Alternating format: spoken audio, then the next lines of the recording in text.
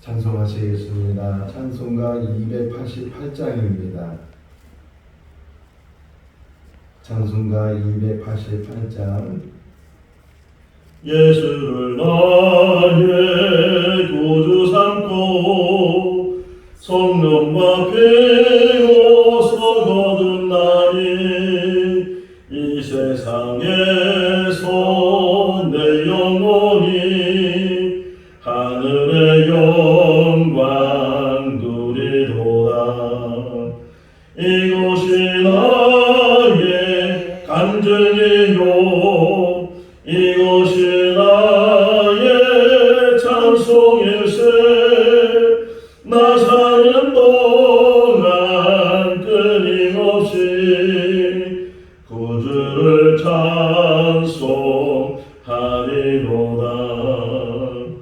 온전히 주께 맡긴 내 영 사랑의 음성을 듣는 중에 천사들 왕래하는 곳과 하늘의 영광 보리로다.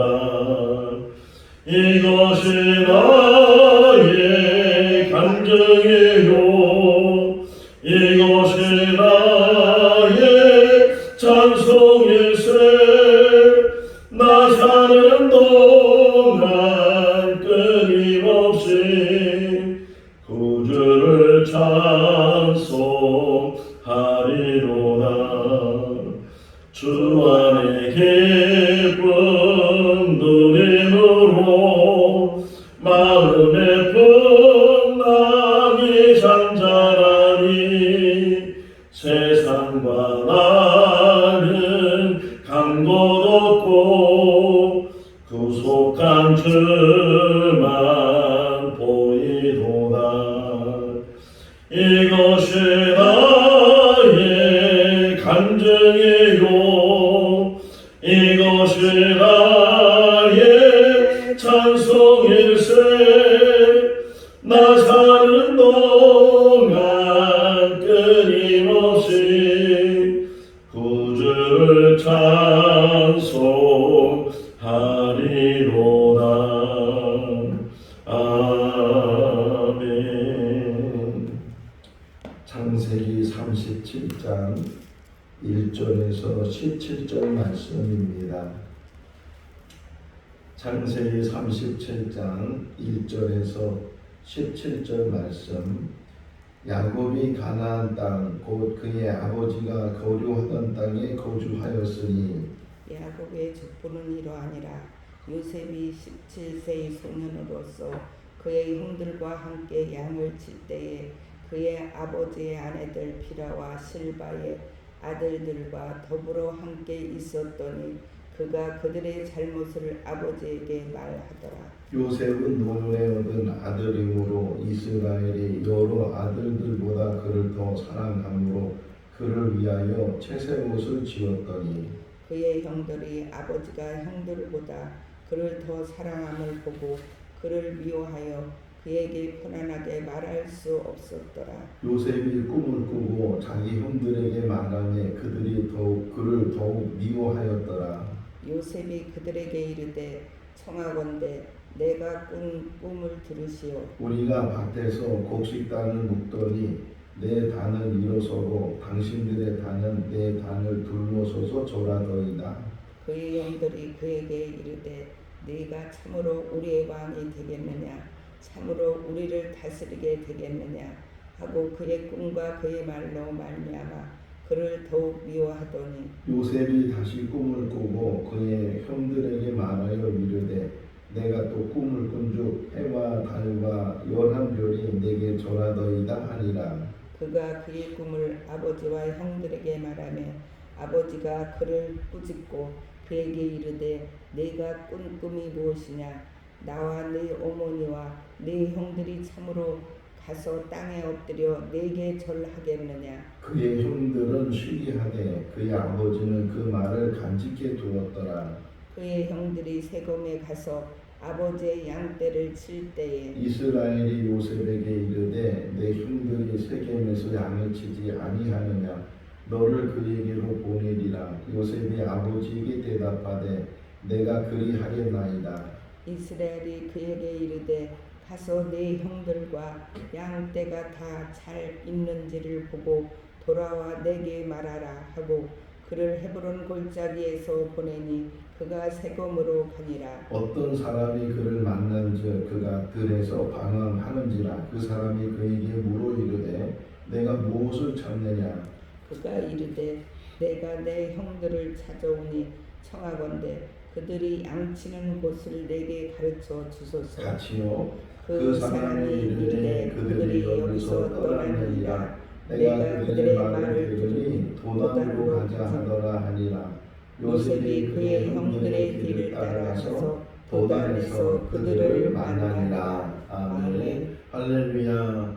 성경에 보면 족보에 대한 이야기가 그래도 많이 나오죠. 특별히 창세기 5장에 보면 아담이 이제 셋을 낳고 하면서 노아까지 낳게 되는 족보 이야기가 나옵니다. 한 번만 나오는 것이 아니고 또 노아의 족보 이야기, 이스마엘의 족보, 에서의 족보, 이런 여러 사람의 족보, 심지어는 마태복음 1장에 보면 예수님의 족보, 아브라함과 다윗의 자손, 예수 그리스도의 계보라 이렇게 말씀하면서 아브라함부터 예수 그리스도까지의 족보 이야기를 보게 돼요.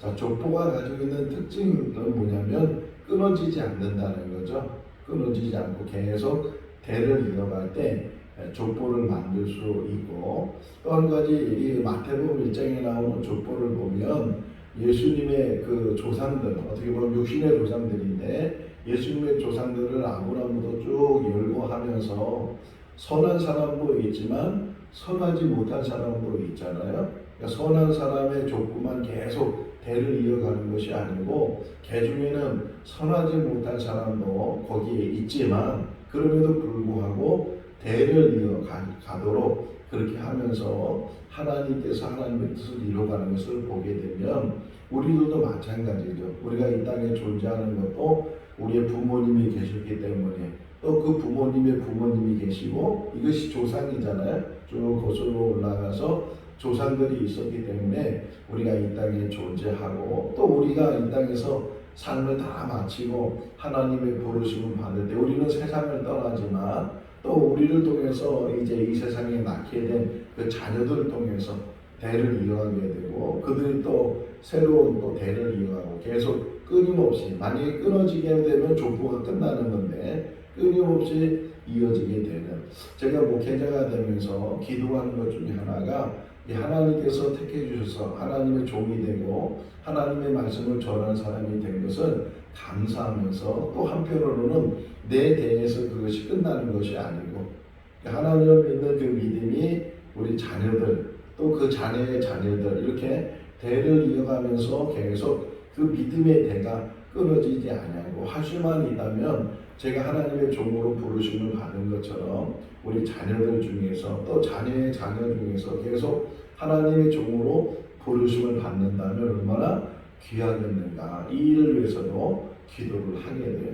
나중에 모세가 이스라엘 백성들을 이끌고 시내산에 갔을 때 하나님께서 성막을 만들게 하고 그리고 성막에서 일하는 사람들, 특별히 레위 족속을 택해서 그 레위 족속들은 하나님의 일을 하는 사람도 세워주시고 그 가운데도 또 제사장을 세워서 그 제사장이 하나님의 일을 전적으로 감당하게 될 때 특별히 이 제사장을 세운 그들에게는 세습하는 것을 주셨죠. 아버지가 제사장이면 그 아들도 제사장이 될 수 있도록, 물론 자격 요건들이 있는데 그 자격 요건들이 다 갖춰지게 되면 계속 세습할 수 있도록, 나중에는 왕이 세습이 되지만 먼저 하나님께서는 이 제사장, 그러니까 아론을 대제사장으로 세우시고 그 아론의 또 아들이 또 대제사장이 되고 계속 이것이 이어지는 것처럼 세습돼 나가는 것처럼, 세습이라는 게 어떤 면에서 좋은 점도 있고 어떤 면에서 나쁜 점도 있는데 좋은 점으로 보게 되면 끊어지지 않는다는 거잖아요.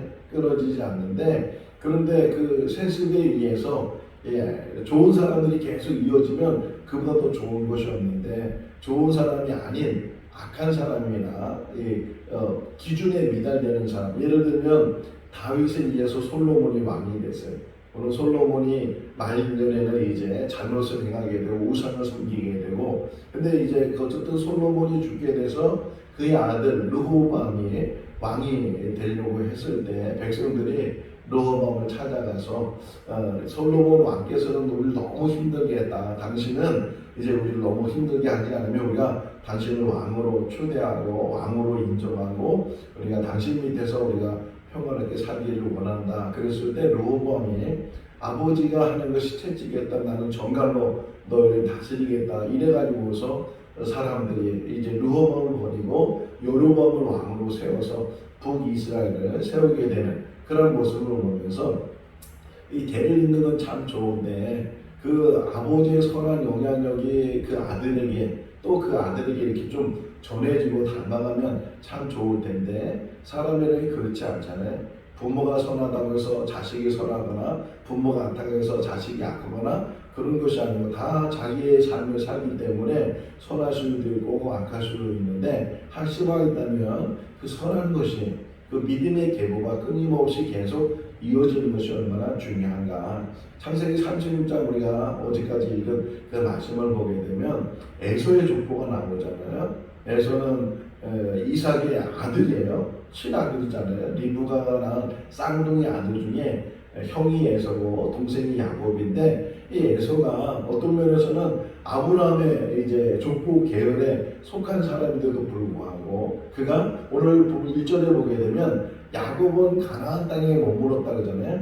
야곱은 가나안 땅에 머물게 되고 에서는 세일산 쪽으로 가서 오리 족속들과 더불어서 같이 섞여서 그들과 더불어 한 이제 나라를 세울 정도로 왕이 있을 정도로 이렇게 고대 국가의 어떤 국가적인 체계를 세우기도 했지만 에서는 그 하나님과의 관계 속에서 계약의 관계 속에서 멀어져 갔다는 거예요. 떨어져 갔다는 거예요. 하나님께서는 아브라함을 부르셔서 계속 아브라함에게 말씀하시기를 너와 너의 자손에게 이 땅을 주겠다. 하늘의 별처럼 바다의 모래처럼 많아질 뿐만 아니라 내가 이 땅을 주겠다. 아브라함과 롯이 헤어질 때에 롯은 소돔과 고모라 쪽으로 가게 되고 아브라함은 헤브론 쪽으로 가게 됐는데 그 헤브론에 간 아브라함에게 하나님 말씀하신 네가 동서남북을 바라보고 네가 밟는 모든 땅을 너와 너의 자손에게 주겠다. 이렇게 말씀하셔서 계속 가나안 땅이 약속의 땅이고 나중에 모세가 이스라엘에서 이끌 때도 젖과 꿀이 흐르는 가나안 땅 가데스 바네아에 갔을 때 그들이 먼저 들어가기 전에 12명의 정탐꾼을 보내서 가나안 땅에 40일 동안 정탐을 하고 돌아와서 그들이 똑같은 말은 가보니까 정말 젖과 꿀이 흐르게 되고 이렇게 열매가 큰 열매들 포도를 가졌는데 큰 포도송이를 가져와서 보여줬는데 근데 10명은 부정적으로 근데 거기에 살고 있는 아낙 자손들은 기골이 장대해서 우리는 메뚜기처럼 보인다.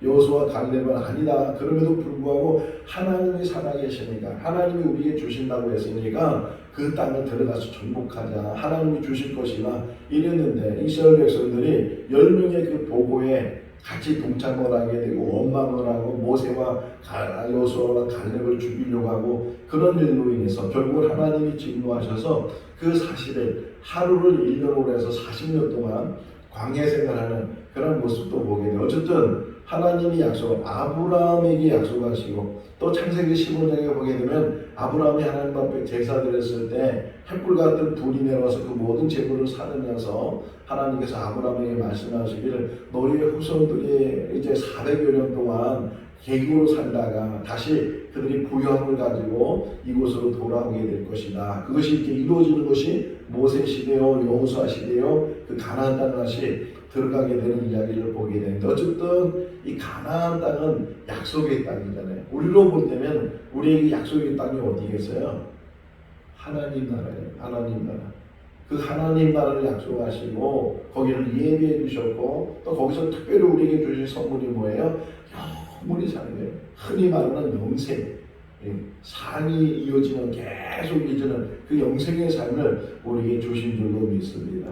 사도 바울이 처음에는 율법적인 사람이었다가 예수를 만나서 그가 변화되고 예수님의 십자가의 죽으심과 부활을 깨달은 다음에 그가 깨달은 게 뭐예요? 천국에 대한 비밀을 깨닫게 되는데 천국에 대한 비밀을 깨달으면서 어떻게 사람이 영원히 살 수 있을까? 그러면서 그가 말하는 것 중에 하나가 고린도서 15장의 말씀을 보게 되면 사람이 가지고 있는 지금의 이 몸 창세기 2장 7절에서 말하잖아요. 우리 몸을 뭘로 줬다고요? 흙으로 지었기 때문에 그리고 나중에 선악과를 따먹은 다음에 하나님께서 아담에게 하와에게 말씀하시기로 이는 흙으로 태어나서 흙으로 돌아갈 것이다. 그러니까 우리가 가지고 있는 지금 이 몸은 흙과 같은 존재라는 거예요. 근데 이 흙과 같은 존재가 영원히 살 수 없으니까 영원히 살 수 있는 몸으로 하나님께서 변화시켜서 그래서 고린도서 15장에 보게 되면 이제 예수님이 다시금 재림하실 때에 죽었던 사람들이 다시 다 일어나게 될 것이고 살아있는 사람은 호련히 변화돼서 공중에서 예수님을 영접하게 되고 그 예수 하나님께서 예비하신 영원한 나라에서 함께 영원한 안식을 누리고 거기서 하나님과 더불어 살게 될 것이다 이렇게 말씀하고 있는 것처럼 우리들도 지금 이 약속의 땅 가나안 이 아브라함과 그 자손들이 있었던 것처럼 우리에게도 약속의 땅이 있다면 하나님 나라가 될 줄로 믿습니다. 거기나 이 땅에 한 평의 땅이 없다 할지라도 내 이름으로 된 건물이 없고 땅이 없고 재산이 없다 할지라도 오늘 아침에 일어나서 이 말씀을 묵상하면서 이제 한번 이런 질문을 한번 해보고 싶었어요. 하나는 하나님 없이 부유하게 이 땅에 살기를 원하느냐, 하나님이시 이 땅에 혹이나 가난하게 살기를 원하느냐. 물론 하나님이시 부유하게 살면 그보다 더 좋은 것이 없을 텐데 혹이나 하나님 없는데 부유하게 사는 삶이 이 땅의 삶이 있고 또 하나는 하나님이 계신데 하나님을 믿는데 그 하나님을 믿는 그 믿음 안에서 가난하게 산다면 우리는 어디를 선택하겠는가 하는 거예요. 그게 이제 에서와 야곱의 비교였어요. 에서는 하나님 없이도 이제 사는 거예요. 하나님이 주신 땅, 하나님께서 약속한 땅을 내가 들어가지 않아도 저 더 기름진 땅이 보이고 저기 더 물이 있는 곳으로 보이고 저기가 더 잘 살 수 있을 것 같고 아니나 다를까 이 에서가 간 지역이 사람들이 살기 너무 좋은 지역이고 거기에 많은 사람들이 세워지게 되고 에서의 족보를 보세요. 에서의 족보에 그 많은 사람들 이름이 나오고 족장들 이름이 나오고 부유하잖아요. 아무리 세상에 부여해도 그것은 잠시적인 것이고 제한적인 것이고 한계적인 것이고 우리가 이 땅에 혹이나 가난하게 산다 할지라도 이 땅에서는 부유함을 누리지 못한다 할지라도 우리에게는 정말 그 어느 것하고도 비교할 수 없고 바꿀 수 없는 하나님 나라가 있는 줄로 믿습니다. 그 믿음 안에서 우리가 이렇게 하루하루 믿음으로 앞으로 나가게 되는 줄로 믿습니다. 2절을 보게 되면 이것이 야곱의 족보다 이렇게 표현하고 있잖아요. 아니 그런데 읽어보면 그냥 야곱의 자녀들 이야기요 요셉의 이야기예요. 그냥 자녀들 이야기니 이것은 야곱의 가족 이야기다, 가족들이다 이렇게 표현하면 좋은데 족보라는 건 뭐야? 제가 처음 얘기한 것처럼 쭉 대를 이어서 뭐 조상이 누구고 또 자손이 누구고 이렇게 대를 이어 나가는 것이 족보인데 지금 2절의 표현이 이것이 야곱의 족보다 36장의 1절에 보게 되면 이것이 에서의 족보다 이렇게 표현하면서 에서의 자손들에 대해서 그 36장은 사람 이름이 참 많이 나와요. 그 대를 잇는 게 많이 나오고 또 왕으로서의 대를 잇는 것도 많이 나오고 그게 어떤 면에서 족보인데 지금 여기 표현에는 야곱의 족보다 이렇게 표현하고 있지만 실질적으로는 그냥 가족들 이야기 자녀들 이야기, 특별히 요셉에 대한 이야기고 요셉을 편애하는 이야기가 이제 기록되어 있는데도 불구하고 이 성경의 저자는 야곱의 족본이라 이렇게 표현하면서 시작을 해요. 그래서 묵상되기를 지금 우리 눈으로 볼 때는 37장만 보면 야곱의 아들들 이야기, 요셉의 이야기지만 그러나 이 성경은 전체를 지금 우리에게 보여주고 있잖아요. 그 야곱의 족보에 의해서 12아들이 12지파가 한 민족이 그 한 민족을 통해서 모든 민족이 하나님의 구원의 역사가 끊임없이 계속 이어지고 있는 것을 이 한 단어를 통해서 우리에게 보여줘요. 끊어보면은 야곱의 가족 이야기지만 전체를 보게 되면 그 야곱의 족보를 이뤄서 결국은 예수 그리스도가 이 땅에 오시고 예수를 통해서 인류의 구원이 이루어지게 되고 하나님 나라에 대해서 우리가 알게 되고 하나님 나라를 바라보며 그 믿음의 삶을 살게 하는 그런 모습을 보면서 지금은 우리가 보여지지 않지만 만져지지 않지만 이 믿음이라는 게 뭐예요? 앞으로 일어날 일들에 대해서 보는 것처럼 확신을 가지며 사는 게 믿음인 것처럼 지금 야곱의 족보가 이러합니다. 그러면서 이야기를 시작하고 있는 거예요. 12아들을 낳게 됐는데 그 12아들 중에 11번째 아들 요셉, 특별히 나이도 써 있어요. 17살쯤 된 그 요셉, 17살은 어떤 면에서는 많이 장성한 거잖아요. 그럼에도 불구하고 형들이 다 이렇게 10명의 형들이 있고 동생 베냐민이 있지만 10명의 형들이 있고 그러다 보면 저희 가끔 아내하고 하는 이야기 중에 하나가 이제 막내에 대해서 막내가 벌써 29살에 이제 내년으로 30살이 되는데 그럼에도 불구하고 늘 막내야. 이 막내가 늘 이게 30대가 되고 성인이 되고 이제 뭐 장가갈 나이가 되고 그런데 저희 눈으로 볼 때는 늘 깐난이 같고 늘 어린아이 같고 그게 막내의 모습인 것처럼 지금 이 야곱이 볼 때 요셉은 늘 막내야. 베냐민이 있지만 특별히 요셉은 이 자기가 사랑했던 여자 라헬이 낳은 첫 번째 아들이잖아요. 다른 아들도 있지만 다른 아들도 다 자기 아들이지만 특별히 그 한 여인을 위해서 14년 동안 봉사를 하고 그래서 정말 어렵사리 해서 이제 낳은 아들이 요셉이니까 또 이 라헬이 죽었잖아요. 베냐민을 낳다가 이 베들레헴 지역에서 죽어서 거기서 장사를 지내게 되고 그렇게 뜨겁게 사랑했던 여자 라헬이 죽게 되고 그 라헬이 낳은 아들 중에 요셉이 있으니까 유독 이 야곱에게는 더 요셉에게 관심을 갖게 되고 3절 말씀을 보게 되면 채색 옷을 만들어 입혔다 그러잖아요. 특별히 다른 아들에게는 입히지 않았던 옷을 이 요셉에게 입혀서 그래서 더 이제 사랑하게 여기 3절에 다른 여러 아들보다 더 그를 사랑해서 그를 위하여 채색 옷을 입혔다 이렇게 표현을 하고 있어요. 또 2절 끝부분에 보게 되면 요셉이 아버지의 사랑을 많이 받다 보니까 이 요셉이 고자질 자녀가 돼. 고자질. 형들이 잘못하는 일을 이제 아버지한테 막 알려주는 거예요. 그러면 그 얘기 들은 아버지가 막 형들을 야단칠 거 아니에요. 요셉이 그러는데 니들 뭐 어떻게 했다며? 그러면서 막 야단치잖아요. 그러니까 누구 때문에 야단을 맞는 거예요? 물론 자신의 잘못한 걸 깨달아야 되는데 자신의 잘못한 걸 깨닫기보다는 그냥 요셉이 고자질했기 때문에 아버지가 몰랐는데 그 요셉 때문에 아버지가 알게 되고 우리가 야단맞았다. 이러니까 이제 막 미워하기 시작해요. 요셉을 너무 편애하고 요셉을 고자질쟁이고 이런 것들을 보면서 어떤 면에서 이 고자질이라는 게 나쁜 일인데 또 한편으로 보게 되면 요셉이 정직한 자였다는 거죠. 사실은 사실대로 말해주고 하는데 그럼에도 불구하고 이 형들과의 관계가 좀 더 멀어지게 되고 이제 내일 새벽에 보지만 그 형들이 결국은 도단해서 이 요셉을 팔아버리는 그런 이야기도 보게 되는데 이렇게 형들이 범사의 형들이 요셉에 대해서 경계를 하고 또 고자질할까봐 요셉이 또 아버지한테 가서 잃을까봐 항상 요셉에 대해서는 거리를 두고 요셉에 대해서는 비밀을 갖고 이렇게 이제 관계를 갖고 있는 동안에 또 요셉이 이제 자기 꿈 얘기하는 거잖아요. 그것도 2번씩이나 꿈을 꿨는데 그 꿈이 다 자기 앞에 절하는 거예요.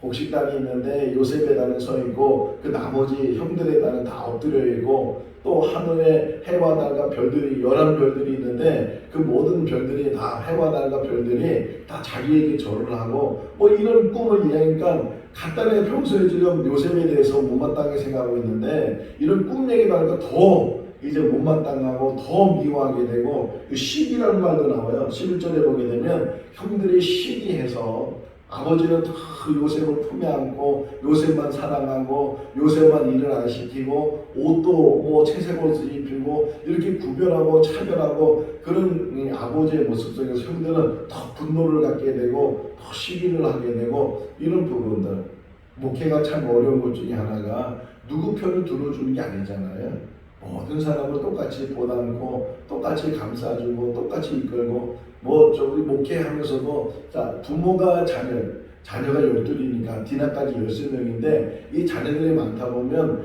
뭐 더 사랑이 가고 더 관심이 가고 그런 자녀가 있는 것처럼 목회도 어떤 면에서는 더 관심이 가는 사람이 없을 수 없잖아요. 그럼에도 불구하고 항상 절제하고 모든 사람과 똑같아 모든 사람과 더불어 함께하는 것이 이제 목회인데 여기에 치우치면 우리 목사님은 누구만 사랑해 누구만 가까워 누구만 같이 있어 이러면은 그게 목회가 되겠어요? 마찬가지로 지금 여기 야곱이 물론 요셉을 사랑스러운 마음을 갖고 있지만 그럼에도 불구하고 모든 자녀들에게 다 똑같은 사랑으로 가졌다면 얼마나 좋았을까 하는 생각도 없지 않아 있는데 어쨌든 이런 꿈 얘기도 하고 또 늘 평소에 아버지가 이 요셉에 대해 편애를 하고 하는 것들이 되게 못마땅한 거예요. 그래도 이제 어떻게 할 수 있겠어요? 아버지가 그러는데 그래도 어느 날 이제 이제 요셉의 형들이 세겜이라는 지역에 가서 양을 치고 있을 때 아버지가 부르죠. 12절 이하의 말씀을 보면 아버지가 요셉을 불러서 야 니네 형들이 지금 뭐 하고 있는지 가서 보고 와라. 그러니까 요셉이 예 알았습니다. 제가 갔다 오겠습니다 하고 갔어요. 왜 갔을까요? 2절에 있는 말씀을 비교해 보면 2절에 있는 말씀을 보니까 형들의 잘못하는 모습들을 고자질했잖아요. 가서 이야기해서 형들이 이렇게 말하고 이렇게 행동했다고 그것이 이 요셉에게 너무 재밌기도 하고 또 자기 딴에는 정직하다고 생각하니까 그래서 세겜에서 뭘 하고 있는지를 가서 보고 아버지한테 얘기해야 되겠다 그런 마음으로 이제 요셉이 세겜을 갔어요. 헤브론에 있는 쪽에서 세겜으로 갔는데 세겜에 아무리 찾아도 형들이 없는 거예요. 아버지 양들이 없는 거예요. 마침 어떤 사람을 만나서 막 두리번거리니까 너 뭘 찾고 있냐? 아니 우리 형들이 여기 있다고 해서 내가 왔는데 형들이 어디 갔는지 모르겠다고 하니까 그 한 사람이 말하기를 내가 그들의 말을 들었는데 그들이 도단으로 간다고 했다. 도단. 제가 그래서 지도를 봤어요. 지금 야곱이 있는 땅하고 세겜에 있는 땅하고 도단에 있는 땅이 어디쯤에 있는가 봤는데 나중에 팔려가잖아요. 도단에서 애굽으로 팔려가는데 그러면 이 도단이라는 지역이 애굽에 제일 가까이 있어야 되잖아요. 근데 아니더라고요. 거슬러 올라간 거예요.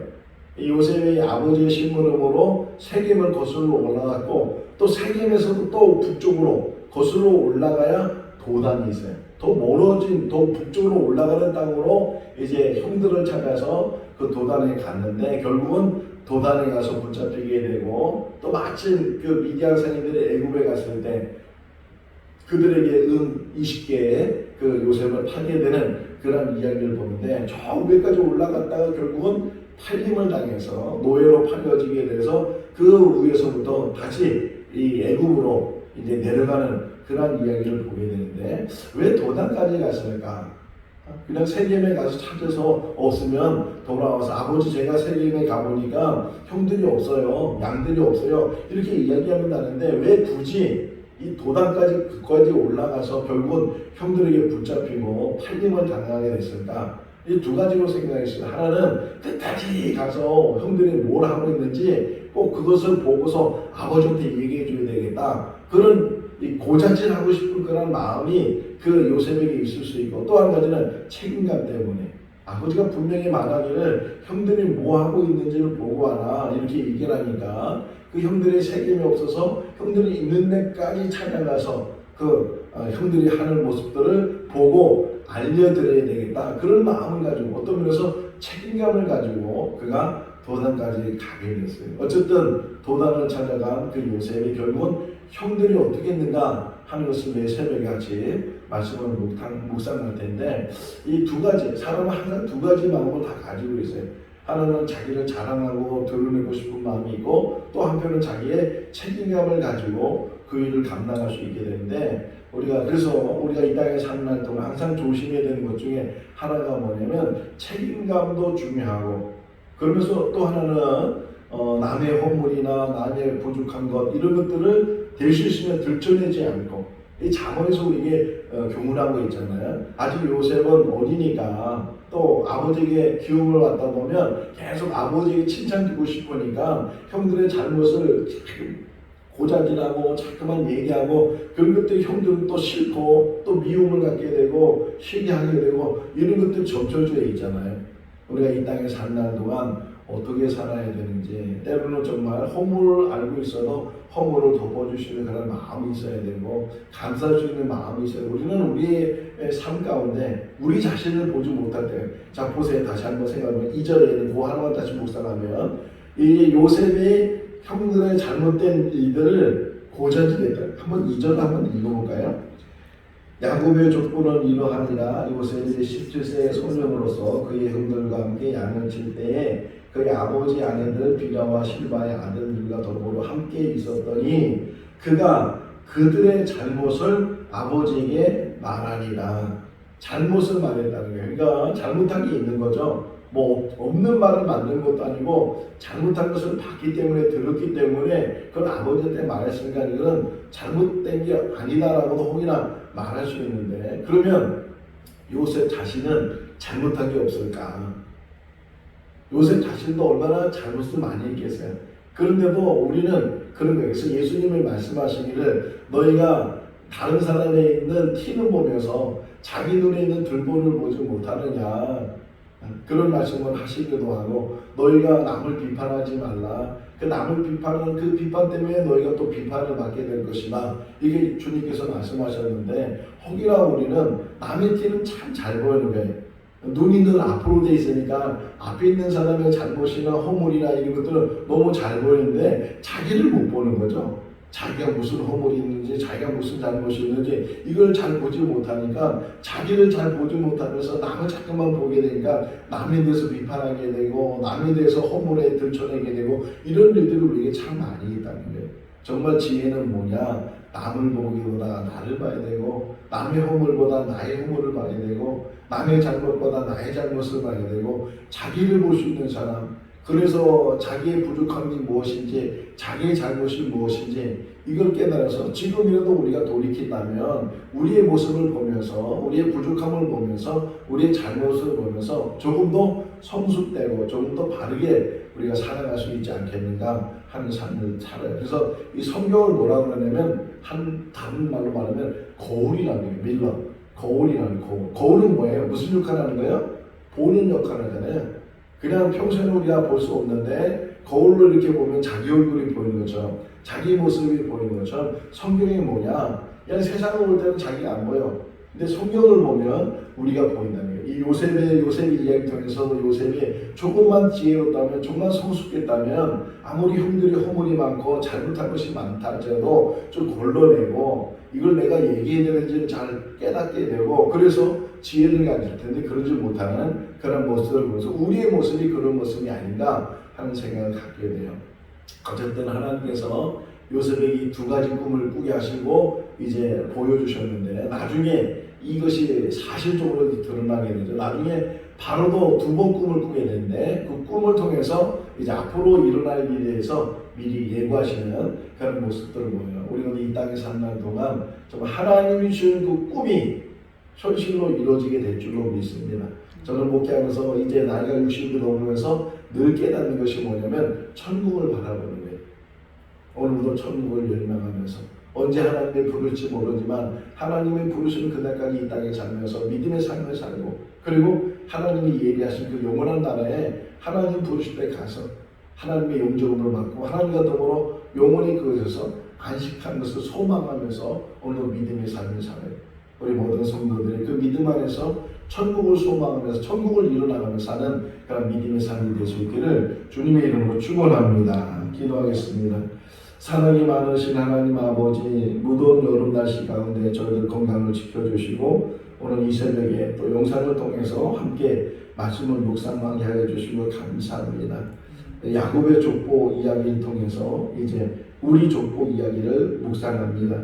하나님 아버지, 이 땅에 사는 날 동안 믿음의 삶을 살게 하시고 또 우리 자녀들 자손들에게도 그 믿음의 때가 이어지게 하여 주셔서 주님 오시는 그날, 천국이 완성되는 그날에 그 믿음의 때가 끝까지 이어질 수 있는 축복이 있게 하여 주시옵소서. 하나님 아버지, 이제 요셉은 자기 허물을 보지 못하고 남의 허물을 많이 보면서 그것을 고자질하는 그런 모습, 혹이나 우리가 우리 자신의 허물을 보지 못하면서 남의 허물을 보면서 우리가 혹이나 말하진 않는지 늘 이 말씀을 통해서 거울이 되게 하시고 이 말씀을 통해서 깨달음이 되게 하여 주시옵소서. 오늘도 주관에서 복된 하루의 삶이 되게 하여 주시기를 간절히 바라오고 예수 그리스도 이름으로 기도하옵나이다.